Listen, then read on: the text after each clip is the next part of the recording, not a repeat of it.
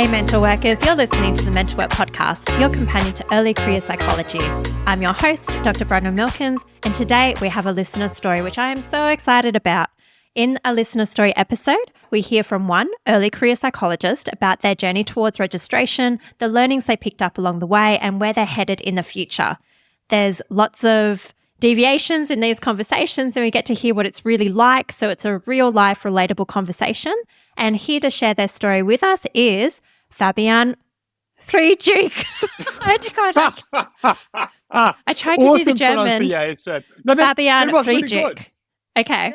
Yeah, very good. Well Okay, done. thank you. Okay. Awesome. Fabian, could you please tell listeners who you are and what your non-psychology passion is? Certainly. Thanks for the wonderful introduction. I feel very welcome. So thank you very much. So my name is Fabian Friedrich. So you did very well with that pronunciation earlier. Fabulous job. And my non-psychology passion would probably be well-being walks. And let me explain what well-being walks are. So Yeah, I please coined do. the term. Yes, I coined the term during the COVID pandemic when I just realized that movement obviously was very limited, and I just really had this immense longing for catch-ups and socializing, but it was just not feasible indoors, and you just couldn't go anywhere really. So the only possible solution to me was just to go on walks with my close friends. And what I then have established is those well-being walks. We would just catch up, get a takeaway coffee, and just have a really nice conversation while walking. And it just really was so good for my mental health. And I just kept it going. And I still go for about 3 well-being walks with my friends per week. Wow. Do you rotate between your friends or is it the same ones? I do. And I quite often actually go on well-being walks with friends who don't want to go on well-being walks with me. And it has just become a running joke with my friends because they keep telling me that they just can't do something in quotation marks normal anymore with me because I just always want to go for well-being walks. When what they want to do is just hang out at a pub, I reckon. I like how you've added on well-being to the walk as well, because then you would be like, but it's for your well-being. And they'd be like, oh, yeah. Exactly. They can't get out of it anymore. Yeah. And they are actually really quite committed, so they don't want to admit it, but they love the well-being walk routine with me. Are you sure about that, or are you kind of just... Yeah. Oh, it's wishful thinking, yes. But it has become my reality, for sure. That is so cool. Gosh, I love that. That is awesome. It's so nice to have alternative ways of connecting with friends other than like, the very Aussie way is like, yeah, we'll go grab a drink at the pub. Oh, yeah. And I don't mind drinks at a pub, and I really love those stubby holders, which literally don't exist in Germany. So, Oh, wow. I'm There you just go. obsessed with stubby holders that are oddly branded in Australia.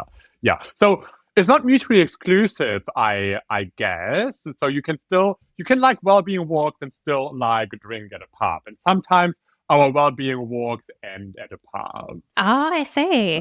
Okay. Yeah. And you mentioned off air that you have more than one passion outside of psychology. Yes. So one of my other passions really is fashion, and I just love dressing up. I love being fashionable. And I genuinely think that there's something to be said about the connection between the way we dress and the way we feel. So it's not appropriate for all my clients, but sometimes I like to incorporate that into my therapy even, to just think about how my clients could actually dress a little bit differently or what they could actually wear given how they feel. So the psychology of fashion is just so fascinating, I think. Yes, it is. Absolutely. Was there another passion that you wanted to tell us about? My other passion would definitely be RuPaul Drag Race in general. I'm obsessed with that show. One of my favorite things to do is to just have a home-cooked meal at home and watch an episode of RuPaul's Drag Race with my hubby.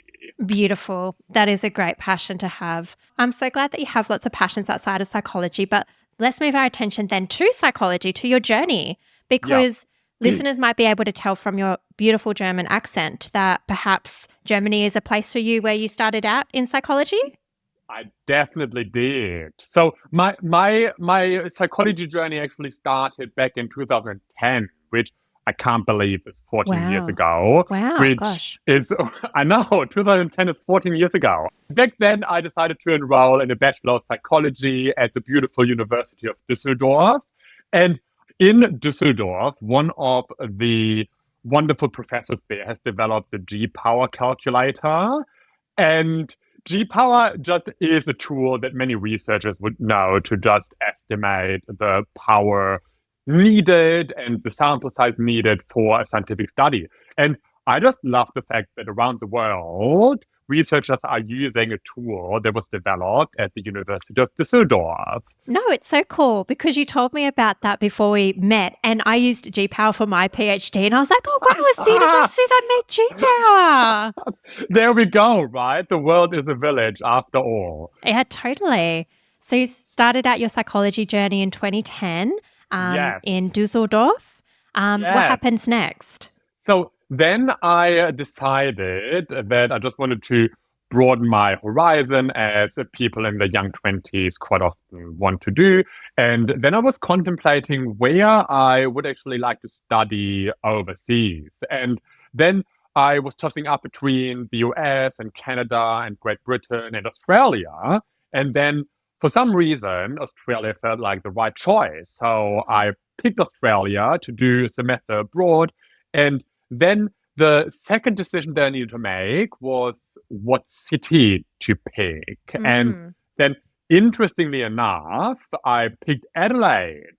Oh. And yeah, people are just very surprised that I picked Adelaide. Yeah, I'm surprised. People don't usually pick Adelaide. No offense to any Adelaide listeners, but they just usually pick Melbourne or Sydney or Queensland as a third. Exactly. So there I was studying in Adelaide, living at the beach, really having a good time. And then at some point I met my now husband. So I met him in 2012, and then it all fell in place essentially. So I fell in love with Australia. Up to this day, I adore the Australian culture. I think Australians just have a really nice way about them. I think Australians are super funny, including my husband. He's hilarious. Even though I wouldn't tell him personally. But just between you and me, my husband don't worry, I won't tell him. Incredibly funny. Yes, thank you very much. And you just have to keep this podcast a secret so that you will never find out about my true opinion of him. Done. Yeah, so I had a really good time in Adelaide in 2012, but then I needed to return to Germany to just finish my degree. Then I enrolled into the master's program back in Germany as well. And then I studied in Finland in 2015, actually. Like I did another semester abroad, and yeah, gorgeous country. Finland is just so beautiful. So I did my master's in Germany technically, and then I just did one semester in Finland. And it was the semester when I was supposed to write my master's thesis anyway. So I was fairly flexible. And then I just had sufficient time to hunt down the Northern Lights. Oh, and beautiful. The Northern Lights are just so gorgeous. Oh, gosh. Yeah. What an experience. Yes, it was amazing. And then in 2016, I finished my master's degree. And during that time, I actually had a long distance relationship with my now husband. So he was living with me for 1 year back in Germany, but then he needed to move back to Australia. And then we just really had to make this hard choice around whether he should move to Germany long term or whether I should come to Australia. And then we just decided that it would probably be the best idea for me to move to Australia. I reckon you could say that we did some collaborative problem solving. Yeah, then I just really thought I had a passion for HR back then. So human resources, I thought, was my forte. And then I worked in human resources for quite some time. And then I realized that it wasn't fulfilling to me personally. It's still a very interesting area, but I then later on actually realized that I wanted to become a psychologist. But it just took me 6 or so years of just really trying different roles and then just really being certain that that psychology was what I wanted to pursue long term. And then I enrolled in a Master of Clinical Psychology back in 2023 at the Australian Catholic University. Oh, wow. And when you say like you did HR and you're just like, look, it wasn't personally fulfilling for me, like what were you hoping to get out of psychology? Like what was your idea of a psychologist that would be fulfilling for you? Yeah, so I essentially studied the degrees in Germany, like the bachelor's and the master's, out of genuine curiosity for the human brain and psychology in general. But I didn't really think that I wanted to be a therapist. So I always thought that I wanted to be some sort of organizational psychologist and wear a suit all day. As I was saying earlier, I'm really into fashion, and back then I really thought that I looked dashing in a nice suit with a tie. I'm sure you do. Thank you. Nothing has changed about my perception there. I still think I look dashing in a suit and a nice tie. Yeah. But it's just not something that I see myself doing to reach professional fulfillment anymore.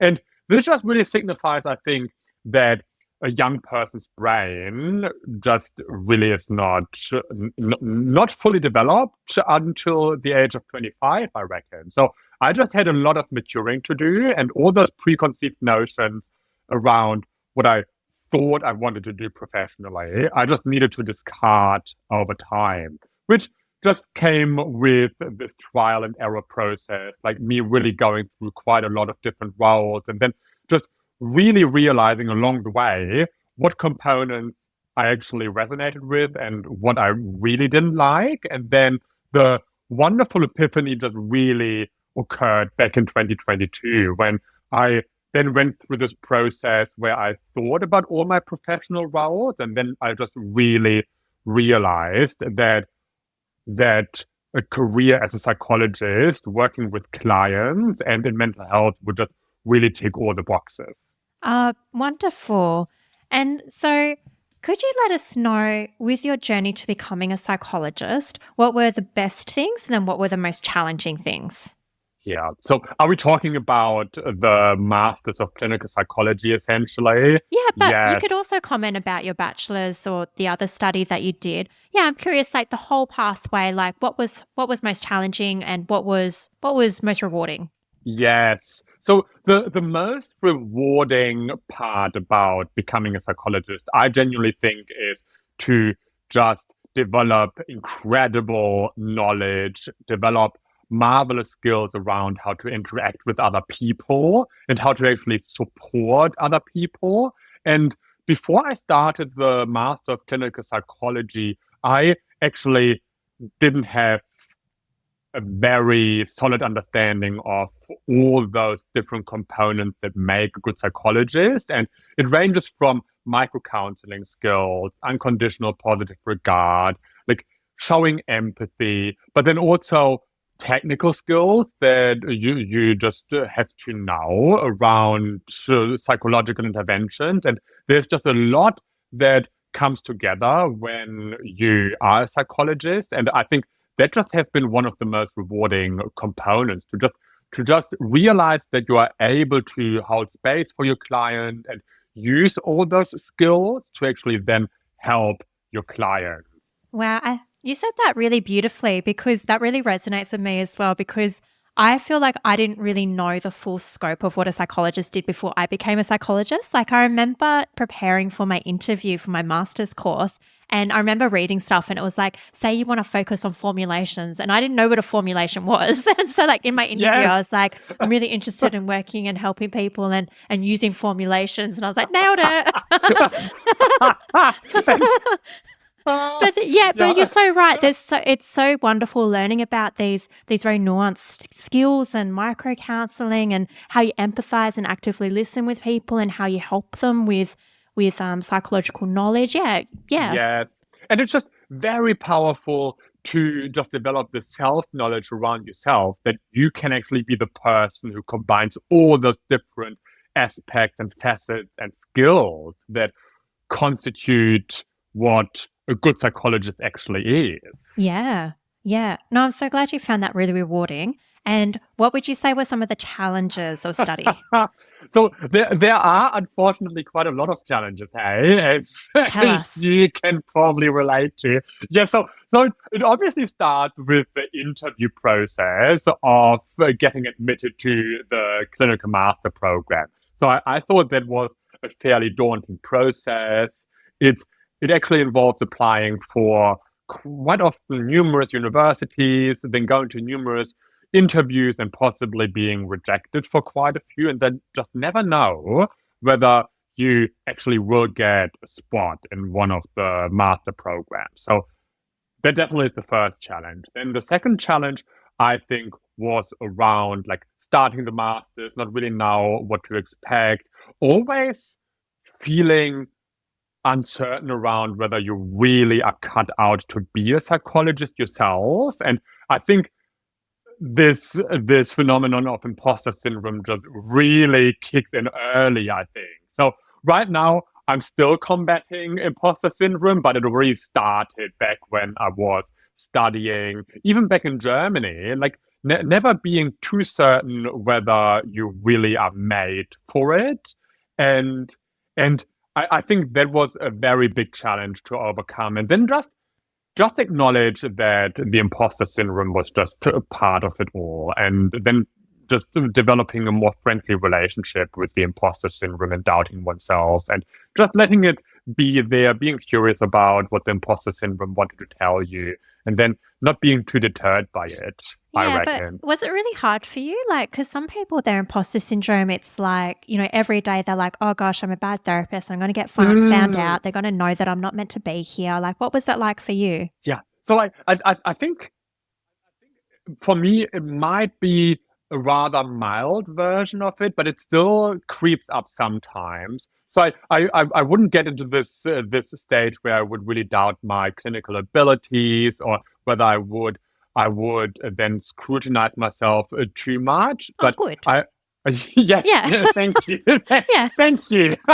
Yeah, although some people would say that I'm overconfident. So once again, it's probably another dialectic to embrace, like some self-critical reflection, but then also being confident, and then the meeting Yeah. somewhere in the Because middle. you want to be confident, but you also want to be self-aware. You don't want to be so confident that Exactly. you walk out and be like, nailed it, but your client is like sobbing in a corner sort of thing, you Yeah. know? Yeah. Yeah. So I do think that I'm actually striking a right balance, and I think I've developed this approach where I can actually scrutinize myself, I can be reflective, I can be honest with myself, but at the same time I can also be very kind and gentle with myself, which I really think is quite a skill. It took me so long to actually develop that ability to just really be kind to myself, and then yeah, not feed in too much to that inner critical voice. Yeah, lovely. And I'm just wondering, like, was it a challenge for you starting out as a psychologist, like new country, like you'd been in Australia for a few years, but still working as a Mm, psychologist with, Australian folks or folks who may have come from other countries? What was that like for you? it was a challenge, and I still think sometimes there is a bit of a language barrier where I try to actually use like German expressions and then I translate them into English, and then there's awkward silence because no one knows what I just tried to convey. So that always is a bit of a challenge, but I do think that actually is quite an endearing element after all. It took me a while to really acknowledge that people actually like those moments where it just gets a little bit awkward, but it's like a really positive kind of awkwardness.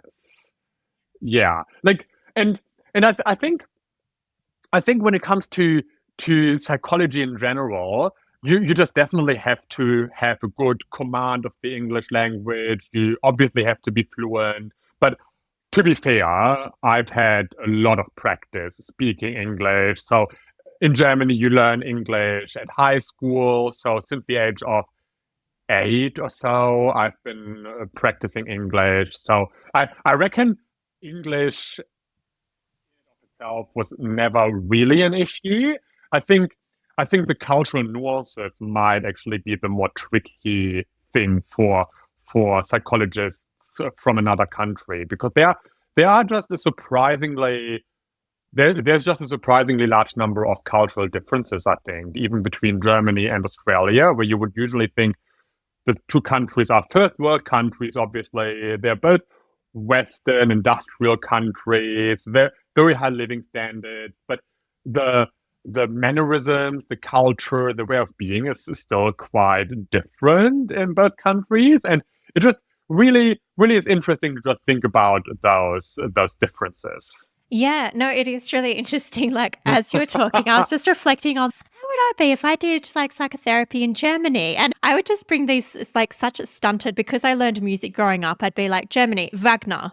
That's like, Yeah. that's like my basis for like Germany. And then you would talk about Wagner with everyone you encounter. Yeah, and I'd be like, have you heard of Wagner? He's really cool. Bit centuries old, but I like the classics. Yes.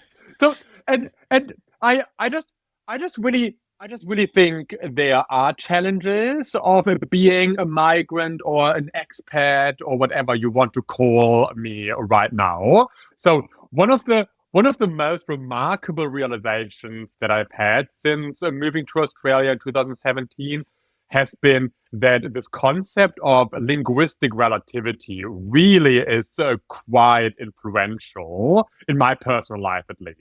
And in terms of linguistic relativity, it's a phenomenon that I actually investigated as part of one of my theses in Germany. So I did a Bachelor of Philosophy and Ancient Cultures as well, besides my Bachelor of Psychology. And I actually investigated this concept of linguistic relativity, which is a term coined by Lera Boroditsky. And Lera Boroditsky actually said that the way we speak influences the way we think. And I think that is just a very powerful idea. Yeah, it is. And it's just fascinating to then possibly think about certain implications of that theory of linguistic relativity around concepts that don't exist in German language. So I think the word serendipity, for instance, in English, it's just such a beautiful word, and it describes such a beautiful concept, but we don't have a word for it in German. We can say it if we wanted to, but it would sound very clunky and quite cumbersome.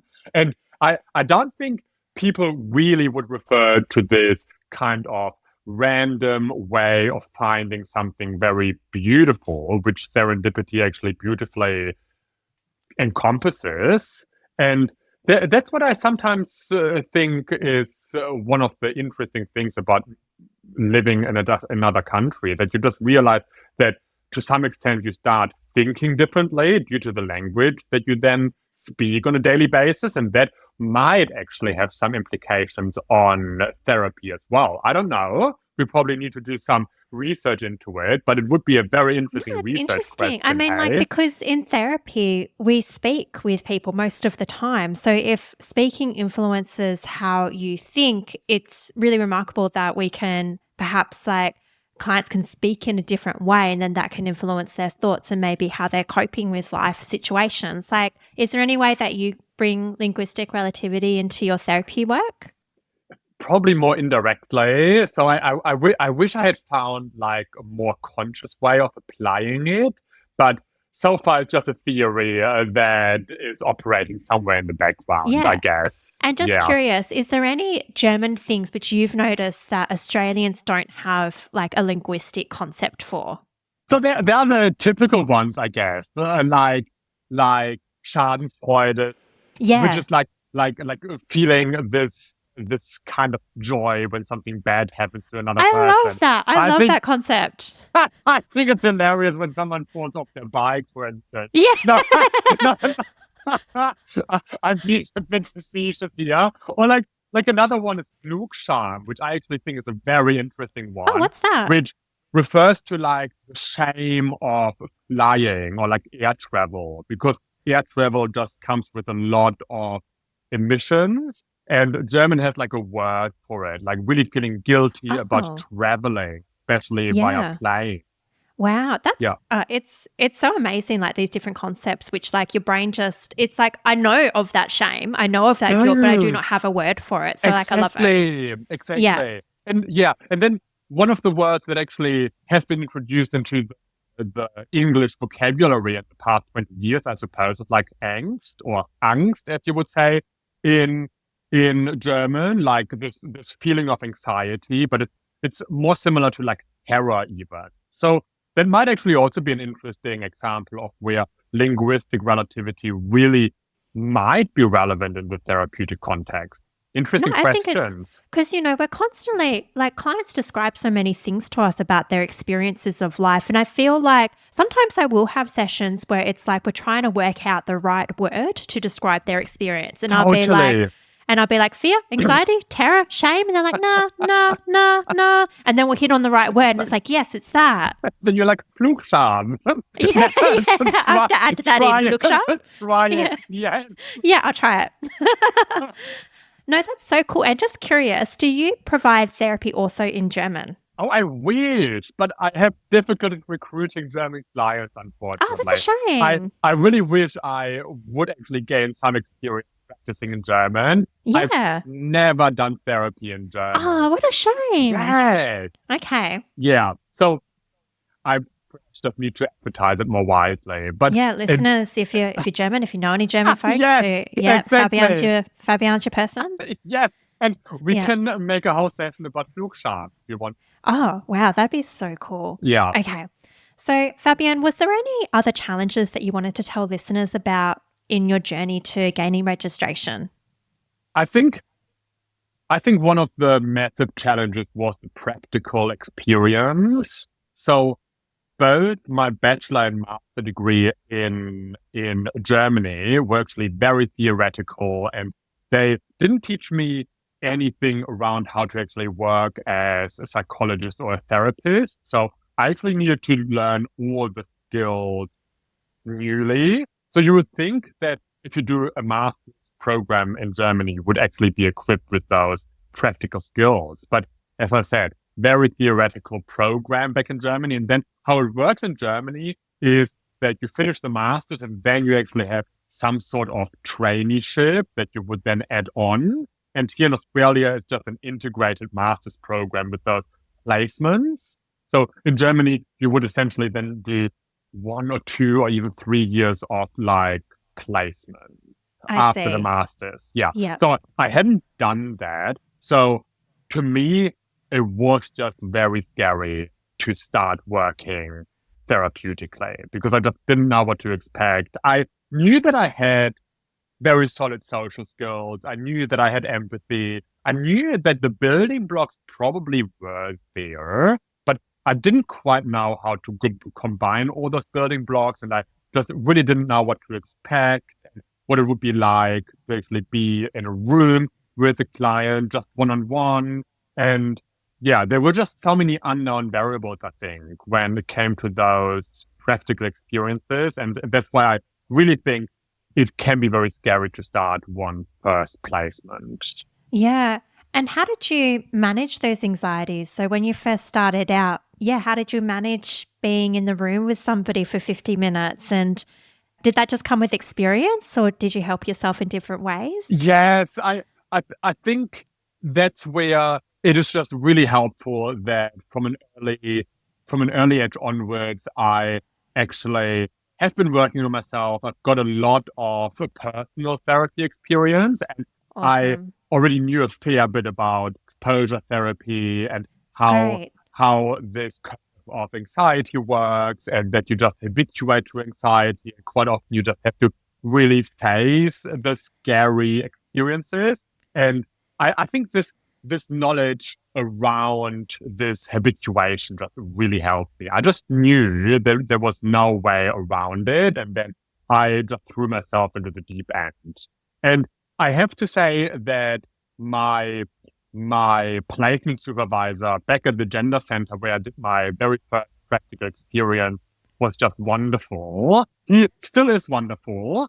And he's currently still my boss actually in the private practice that I'm working at. So there was just this full circle moment where I did my placement at the gender center, gaining clinical experience working with gender diverse people, supporting them on their gender journey, being supervised by my supervisor back then, really learning a lot from him. And then I started out at his private practice in Newtown in Sydney. And that's where I'm still working now that I'm fully registered. Yeah, thank you so much for mentioning that you've done a lot of personal therapy. I think it's just so important for listeners to hear. It's such a great way to know what it's like to be in the hot seat, to have that awareness of yourself, what you're bringing to sessions, because sometimes clients can activate stuff in us and we're like, where the hell is this confusing feeling come from? I fully agree. Agree. And is it true that there are some countries where personal therapy is actually a prerequisite of becoming a psychologist? Yeah, that's I think in some European countries that it is required. Yeah, and I know in some US programs as well it is required because I know a few people studying there and then they have to get it. That's what I thought. Would be quite important, I think, to perhaps consider in Australia as well, right? I think it would be. I think it'd be great. You just learn so much from being in therapy. I agree. Especially around transference and counter-transference. Totally. Absolutely. And it sounds like you've had a really supportive supervisor now, boss as well, that can help you. And it sounds like you felt comfortable bringing up questions and concerns you had. Definitely. And he really is so knowledgeable. I really learned a lot from him around gender-affirming counseling and treatment. And he was just also so emotionally available and supportive. And I really couldn't have asked for a better supervisor. So it really was an amazing first place. Oh, good. It sounds like you've been really held like compassionately and supportive. Yes, definitely. Oh, wonderful. And were there any other challenges that you wanted to speak to? Yes, so there really were so many challenges. I think in some semesters it really was a challenge to do all the coursework, be on placement, and then also do my part-time job. So there was a time when I was actually working 3 days a week while having a full uni load. I know. You poor busy thing. I know. There was quite a lot to juggle. And yeah, I did that for two semesters actually. So the first 2 semesters I did do that because what had happened was that I had my HR role and then I told my managers at my former corporate job that I wanted to pursue a career in psychology. They were very supportive. Yeah. And then they asked me whether I just wanted to stay on just in a part-time capacity. And then for some reason, I thought it would be a good idea to just do 3 days a week, which in hindsight was probably a bit too much. That's okay. Yeah. You learn from mistake. And hindsight is just a beautiful thing, isn't it? Wow, well, I'm in awe of you. I definitely would have been like rocking you in a corner if I was doing like placement of 3 days of work. Be under no illusion. I won't. Okay. Oh my gosh, no, but it is so stressful, like trying to balance, we have financial needs, we have career needs, we're doing all these things and we're learning simultaneously how to be a psychologist. It's just a lot, isn't it? It's so much to actually deal with. And I think just doing the Master of Clinical Psychology without working on the side already is hard enough. So I sometimes had conversations with classmates who were just doing uni, and I think that is completely fair enough. So I think you just really don't have to work. And if I did have the choice, I would probably also have decided to not work. So I really think this all signifies that we all have our very unique individual pathways to becoming a psychologist. And like social comparison, and I do this a lot, is just really unhelpful quite often, especially during the master's program, I think. Oh, absolutely. Couldn't agree more. I feel like, psychologists as a whole, because we tend to be a bit high achieving and we had to get high marks to get into these programs as well. Totally. So it's kind of like we're geared towards social comparison, but you're right. In the masters, it's just, there is no social comparison. We're on our own unique journeys and we all have unique needs. Yeah. Exactly. Yeah. Let's move on to some of the positives then, because I want to speak to you about, so you've become a psychologist. When did you actually gain your general registration? in December last year. So, Oh my gosh, thank you congratulations. very much. Right before Christmas, actually. What a great Christmas Yes. gift. Well done. Oh, oh, 2023 had, wow. I, I'm just, I'm not often speechless, but when I think of 2023, I just really feel speechless. It was a massive year. So in November 2023, I actually became a citizen of Oh Australia. my gosh, And then, thank you congratulations. very much. Welcome. Oh, Oh, I'm a very proud Australian. oh my gosh, amazing. Thank you very Yeah. much. And then in December, like 1 month later, I received my general registration. Ah, So like the two biggest milestones of my life had occurred incredible. within like 4 weeks of one So another. cool. Like Oh my that just gosh. felt so surreal. It still feels surreal. So Totally. I'm now an Australian psychologist. Like Ah, amazing. it feels very dreamy. Yeah, absolutely, and just a huge achievement, and yeah, wonderful. I'm very pleased for you. Thank And you. yeah, and as a psychologist, so you mentioned before that you did your first placement in a gender clinic, and you have a really strong interest in gender affirming therapy. Could you just tell us a bit, like, what drew you to helping people with their gender affirming journey and speaking with clients about gender? What's your interest in the area? Definitely. So I think gender is a very important area in psychology. And I think it is just so fascinating to think about one's gender identity, especially because if your birth assigned sex is actually congruent with your gender identity, I don't think many people even have a reason to think about the gender identity very much on a daily basis.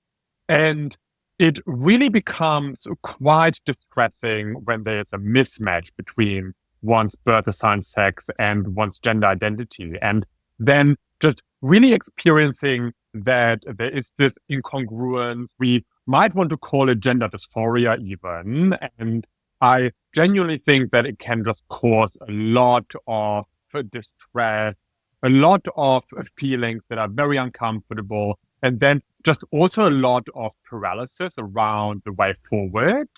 And I I just really think gender diverse people deserve good clinicians to support them on their gender journey. And it might surprise you that the gender diversity from within is actually very diverse and heterogeneous. Like no one's gender journey really is the same. And therefore, I genuinely think that it is important to just look at the individual, look at their specific gender journey, and then just really individualize therapy, develop an individualized and evidence-based treatment plan, and then just Yeah.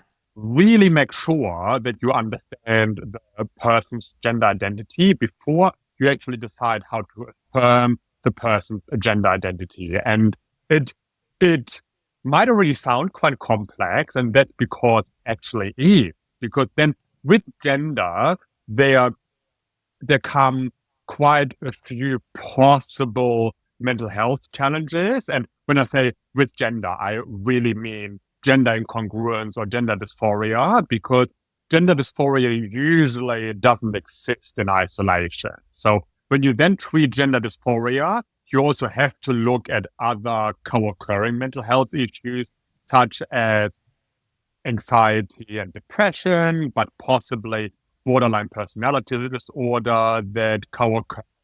You might look at autism, ADHD, and then just really look at the intersections of those mental health challenges with gender. And then it just really becomes quite important to know what to treat. And I believe that sometimes it's important to sidestep and then look at trans diagnostic factors.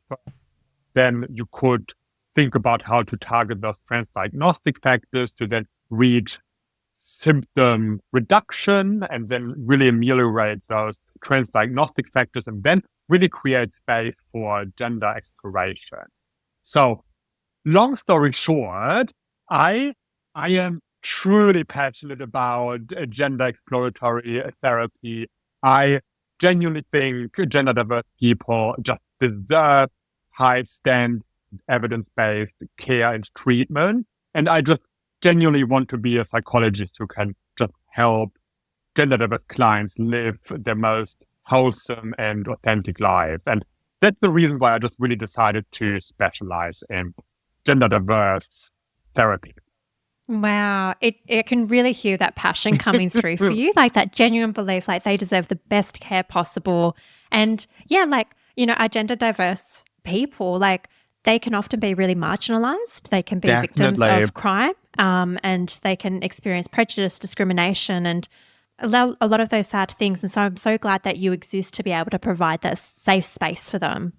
Thank you very much. That means a lot. And I actually think this adds another dimension to therapy as well. So I was essentially talking about internalized factors, but there are definitely external factors that really, as you said, marginalize many gender diverse clients. And then there's societal transphobia, there's homophobia. It becomes even more problematic when a person has a diverse sexuality and a diverse gender identity. And then you just really look at all those compounding factors that you just have to work on together and just really try to help the client find a way through their gender identity, their sexual identity, and their life in general.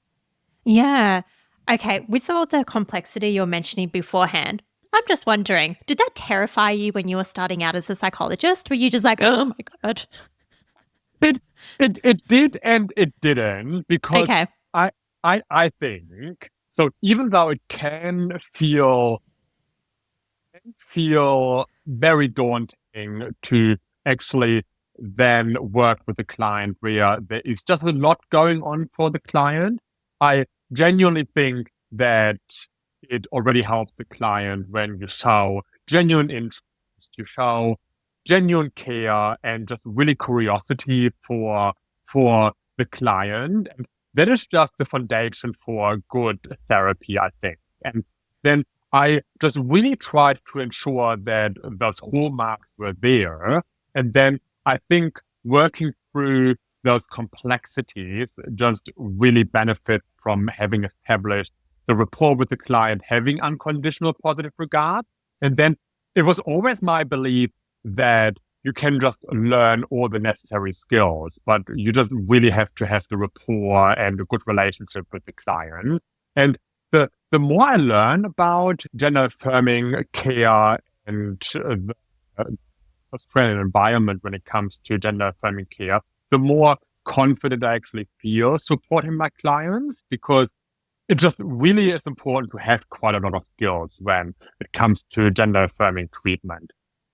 But that doesn't mean that it wasn't scary at the beginning. I reckon I come back to what I said earlier about just really giving it my best shot, just really trying to be a good psychologist to my clients, and then just not being deterred by my unhelpful thinking styles, I guess. Because as psychologists, we also tend to catastrophize. At least I catastrophize. I jump to conclusions quite a fair bit.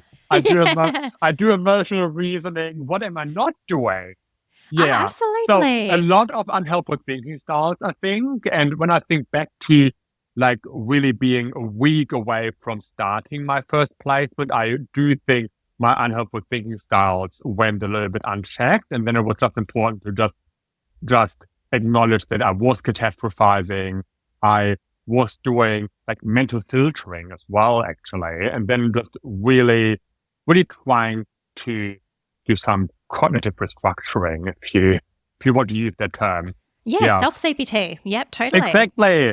Auto-CBT, self-CBT. Yes, exactly. Yeah. Yeah. But I really love what you've said, because what I hear is that you, in the early days, and you still do it now, but you emphasize the relationship that you have with your client. Yes. And you really try and create that foundation where it's a safe space, where it's non-judgmental, where you have that positive regard for them. And that is a large part of what you do. And then you apply the psychological techniques on top of that. But that is all meaningless unless you have that rapport built. Definitely. Yeah. And I think that's really important for listeners to hear, because I often hear that early career psychs feel quite anxious, particularly working with gender diverse folks. They'll be like, oh my gosh, if I get the pronoun Yeah. wrong once, they'll hate me and Yeah. it'll be awful, you know? Yeah. And like that might be true of some people, but if you're focusing on creating a safe space where you are affirming their gender, you are believing them, you believe that they have strengths and that they are a unique person who has skills and coping strategies to help them survive, and you want to work with them, and you're not trying to be the expert above them, you know, like this is all good stuff. Definitely. I couldn't agree more. And I genuinely think that it is actually an important facet of therapy to just humanize yourself as the psychologist, because I don't even want to be glorified too much by my clients. And then sometimes I genuinely think that as early career psychologists, we have to embrace making mistakes with clients and then just owning the mistake. And even I, who has worked in the gender affirming space for over 2 years now, I still sometimes say the wrong words. I sometimes misgender my clients. I sometimes use the wrong pronouns, which can feel very mortifying, but that is just part of me being a human as well. And my clients respond pretty well to it. And yeah, we would then just discuss it very briefly, or we don't discuss it. I would just catch myself. Usually I would then either say, oh, so sorry that I just said this. I'm obviously only a human as well. And then just try to take it with a grain of salt and use humor in those moments, I reckon. And I actually think there's something to be said about the therapeutic effects of humor as well with your client. Like, I love humor. Right? It can be very powerful, I think. And I genuinely think that making mistakes as an early career psychologist is just something that we have to normalize a little bit more. Yeah, I mean, for me, I've done an episode on this previously. Listeners, you can check out the previous episode I've done on making mistakes. It's a great episode, but it's like, I think even in that episode, and I'll say the same thing, but it's like, I feel like you can't get anywhere without making mistakes, because mistakes are discovery. So they're how you work out if things are working or not working. How else would you know if you're just trying to be perfect all the time, which is impossible? Yes. But we have to work out, we have to try something and be like, oh, okay, that didn't work. You know? Yes. Definitely.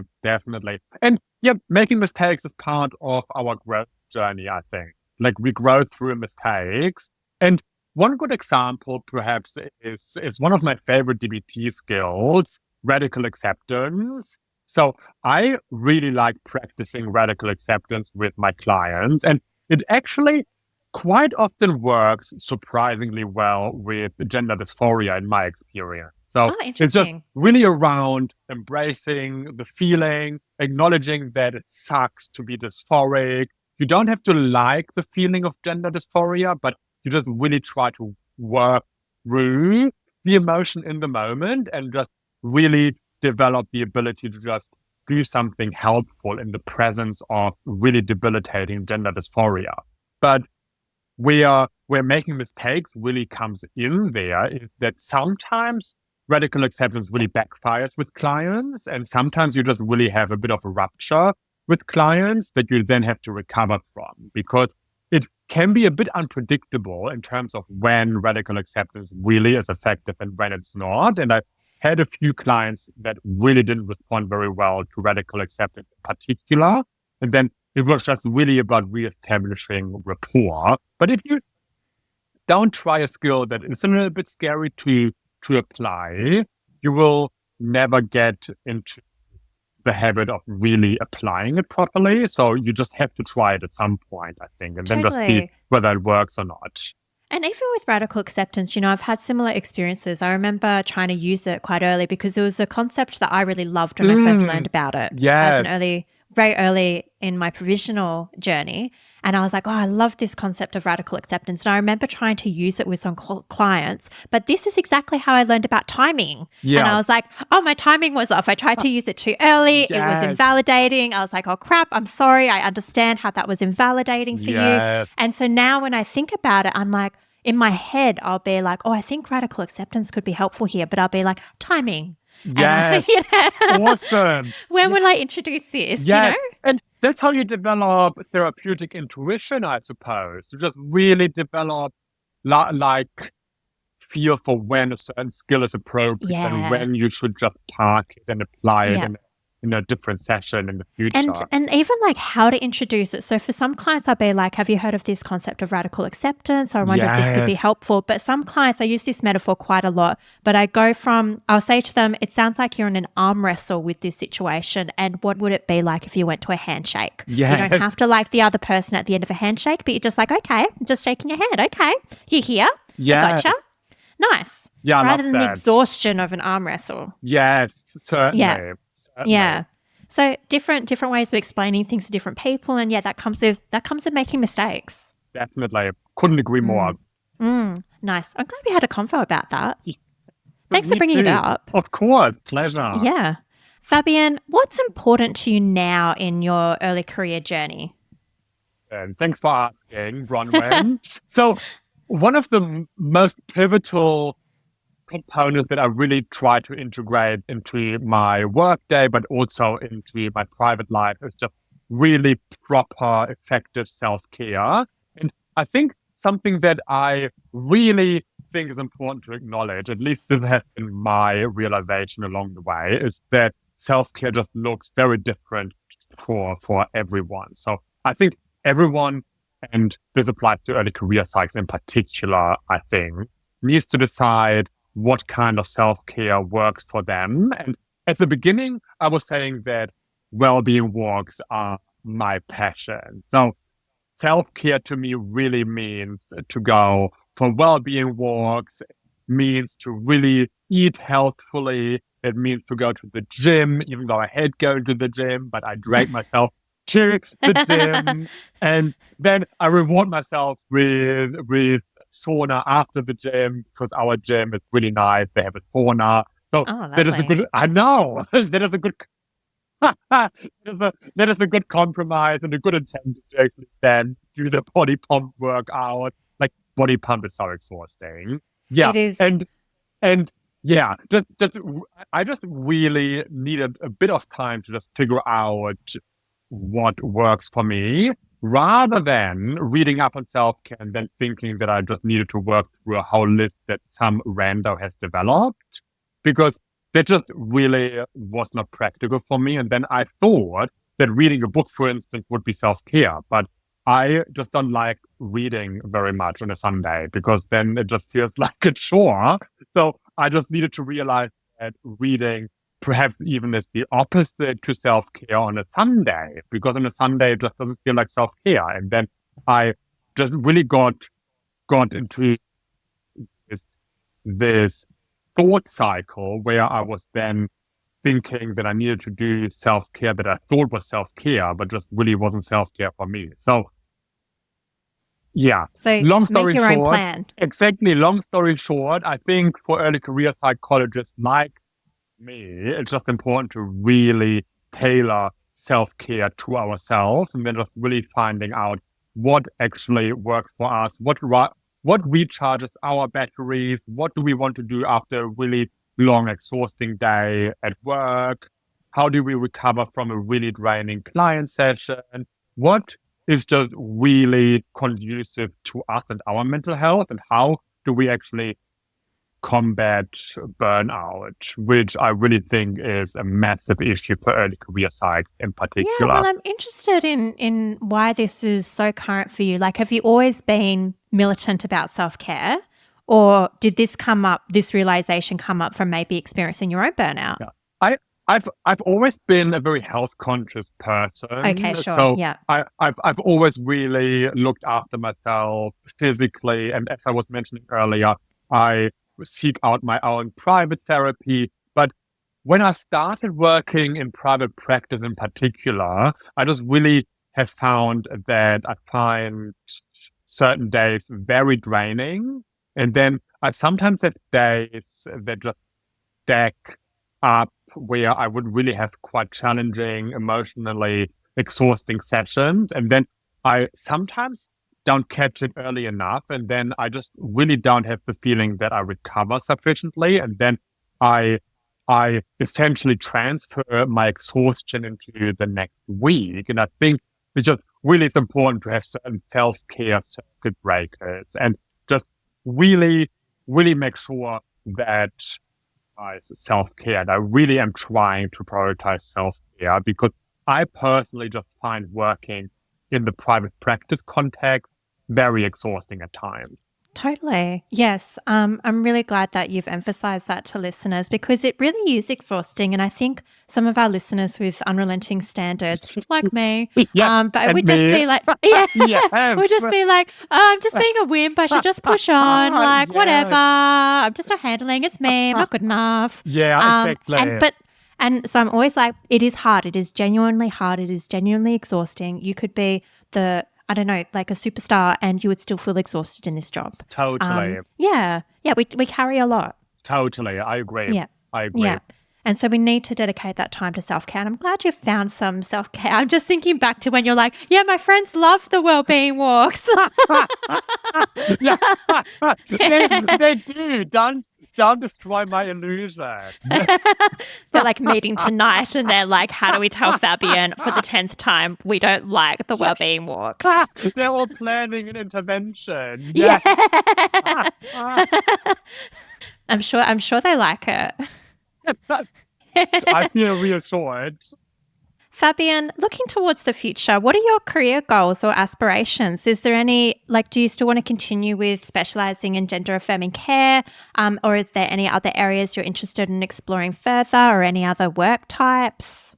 So in the near future, I definitely want to stay focused on gender-affirming care. And I'm currently working at a wonderful private practice in Newtown. It's called King Street Psychology. And every clinician here is incredibly capable. And we all are very interested in gender-affirming care. And it is just a really wonderful environment to just bounce off ideas sometimes. And then just to know that there are about 10, 12, or even 14 like-minded clinicians, just a really beautiful experience to be just part of that very wholesome team. And I definitely committed to complete my registrar program here at King Street Psychology. But I can definitely see myself exploring different areas in the future. So for instance, I just really want to complete an EMDR training because I do think EMDR is a very compelling approach. I just don't know anything about EMDR yet. So I definitely want to just be able to work with clients who have experienced PTSD a little bit more effectively. There's a lot to be said about trauma-focused CBT, but I do feel like it reaches its limits sometimes. So I just really want to enhance my knowledge around trauma-focused work, I guess. Totally. Especially because there is such a large intersection between trauma and gender diversity sometimes as well. So I think I could just really combine those two skills in the future quite effectively. Yeah, that makes a lot of sense. Yeah, and I was kind of thinking when you mentioned King Street Clinic, because the lovely Emma has been on the podcast and then the lovely Nick has been on the podcast. Yes, exactly. And now you've been on the podcast. I feel like I'm working my way through the King Street Clinic staff team. Hey, if anybody else is listening, you're next. Exactly. I wonder who's going to be next. Yeah.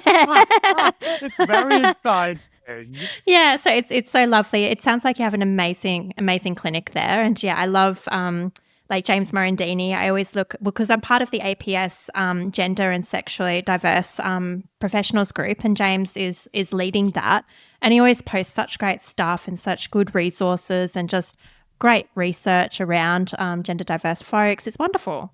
And I actually, about 2 weeks ago, did an APS talk, and about 40 other psychologists joined, which once again was a very daunting experience, but I really wanted to share my passion and my knowledge around gender-affirming hormone therapy in particular. So I essentially gave a 1-hour talk for some of our psychology colleagues, and it was just a really nice event because psychologists are just very curious people. And it was really nice that so many people joined to just learn a little bit more about gender-affirming homotherapy in particular. No, great. So, well done on the presentation. Thank you very much. And I cannot praise James Morandini highly enough, by the way. So earlier when I was saying that I had my supervisor at the gender, that was James Morandini.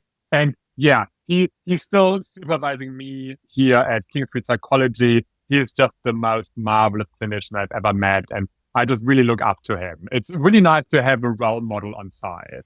Totally. I think we need that in psychology as well. Thanks, James. I agree. Exactly. Thanks, James. XOXO. Yeah, exactly. Finally, Fabian, it's been such a pleasure to have you on. And what advice would you give to early career psychologists that you wish you had when you were starting out? Advice is always a difficult thing to give because I personally, and I mentioned that when I was talking about self-care, I personally think it is just important to acknowledge that we are all on our own individual journey. And therefore, I just always find it very hard to generalize advice. But perhaps one thing I wish I had known was that it will just all work out and to just really trust the process. And it just really all points felt incredibly overwhelming. I didn't see the light at the end of the tunnel. And I had a glimpse of hope, but I just wish I had been a little bit more confident in the process of becoming a psychologist. And rest assured that the pathway I've decided on is the right pathway. I still sometimes wonder whether I'm cut out to be a psychologist, but I think I really am getting to the point where I just feel more self-assured and confident as a psychologist. And yeah, I wish I had known that it will just all be fine and work out very well in the end. Yeah, no, thank you so much, Fabian. And if listeners want to learn more about you or get in touch, where can they find you? Oh, you can always add me on LinkedIn. Woohoo! Who doesn't like LinkedIn? Especially when you want to detox from Instagram. Switch to LinkedIn and add me. Fabian Friedrich on LinkedIn. Or look me up on the Kingsbridge Psychology website. But other than that, I'm not even sure. Send me an email to fabian@kingsbridgepsychology.com if you want to get in touch. Yeah. Wonderful. I'll pop those links in the show notes. Yeah. And it's Fabian, very tempting to stalk me, but please don't stalk me. If you got an inclination to stalk Fabian, maybe don't. Please stop. Apply the stop skill, which is one of your favorite skills to keep saying. Right? Stop, take a step back, observe. Proceed mindfully, exactly. Yeah. Okay, well, Fabian, thank you so much for coming on. It's been such a pleasure to hear about your journey and your passions and what has been challenging and what you find really rewarding about being a psychologist. I think our listeners will have learned a lot from you today, so thank you. Thanks, Bronwyn. This was so much fun. Great. Thanks for making it so enjoyable. But my inner critic is already kicking in, and I'm post-analyzing everything, and I'm like, well, you said the listeners learned a lot, and then there I was thinking, well, I could have shared so much more. You did enough. Yeah, I am enough. Yes, you are enough. You did enough. Let's do some core belief interpretation. Enough. I wouldn't say it if I didn't mean it. Thank you. So listeners, thank you as well for listening. And if you enjoyed this episode or any of our previous ones, do give us a 5-star rating. It's the best way to get the episode into new ears. And just tell your mate, tell your dog, tell your cat, tell your goldfish, tell anybody who wants to know about the pod, or even if they don't want to know, just let them know. Take care. That's a wrap. And thanks for listening to Mental Work. Catch you next time. Bye.